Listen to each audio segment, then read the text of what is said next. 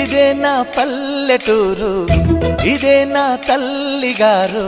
మా ఊరి పాడి పంట రాములోరి దీవెనంట. తల్లి గోదావరి నీళ్ళు కడిగే సీతమ్మ పాదాలు. ఊరంతా హాయ్ హాయ్ హాయ్, మనసంతా హాయ్ హాయ్ హాయ్. ఇదే నా పల్లెటూరు, ఇదే నా తల్లిగారు. మా ఊరి పాడి పంట రాములోరి దీవెనంట.